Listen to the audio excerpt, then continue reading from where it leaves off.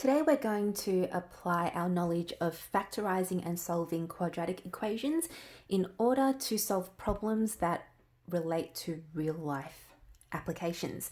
So let's begin with our first problem. We've got 5 individuals sitting in a line. Sally first up, followed by David, Winston, Derek, and then Avram. Now they're watching fireworks on New Year's Eve, and Sally is 2 meters away from David, who's a meter away from Winston, and then the rest of the boys are also a meter apart. Now Sally's sick, and whilst watching fireworks, she projectile vomits in the air in the direction of the boys. Now her vomit can be modeled using this parabola here, or parabola with the equation as such, and the question here is, whose face is Sally's vomit going to land on? So let's try and solve that problem. So I've drawn out my situation here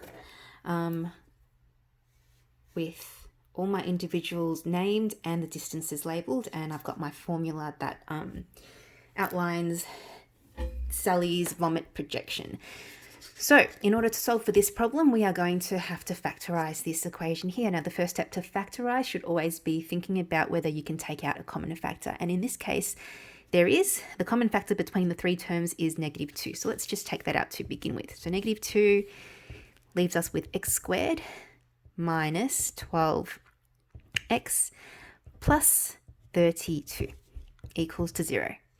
From here, what we can do is we can try and factorize the trinomial in the brackets, and we can use the cross method to do that. So 2 values that multiplies to give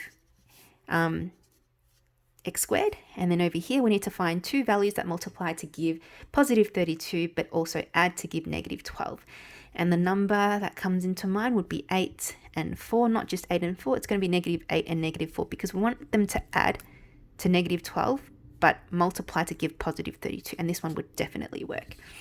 So our factors are x minus 8 and x minus 4. Then we solve for each factor using the null factor law. We pull each factor out and we make it equal to 0. And then we solve for each one. So in this case, x is equal to positive 8, and in that one, x is equal to 4. Now what do these numbers mean?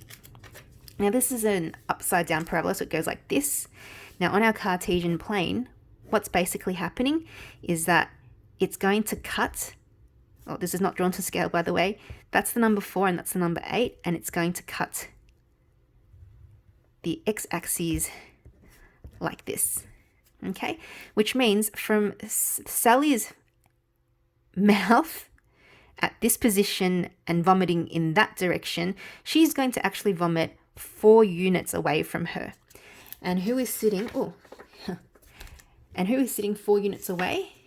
2, 3, 4, the vomit is going to land on Des. And there you have it. Our next problem is this one over here. So we've got the area of a rectangle. We've been told it's 28 centimeters squared, and the length is 3 centimeters more than its width. We're going to find the dimensions of this rectangle. So these are the 4 steps here. That's been outlined for you, so you can take these steps and it might make it easier for you to solve the problem. So let's go ahead and do that. So we're going to first define the variables. So let's say that W stands for width, and then we have W plus 3, which represents the length. The thing that you don't want is to represent 2 unknowns using 2 different letters. It's going to make things a little bit complicated. So you'd want to make one represent a letter, and then using that letter and incorporate that to represent the other variable. So we've got our 2 variables defined, our width and our length. Now we're also told that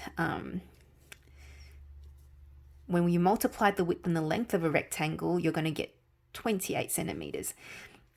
So basically W, so width multiplied by the length, is going to give us 28 centimeters squared. Nope, 28. So we've defined the variables, we've written the equation, and now we go ahead and solve it. So to solve this equation, we can first expand out the brackets. Then we have w squared. Now you can use any letter. I'm just using w because it's the first letter for width. Could be x, could be anything that you like. So we've got w squared plus 3w is equal to 28.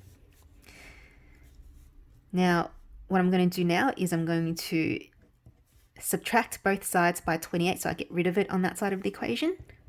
W squared plus 3w minus 28 is equal to 0.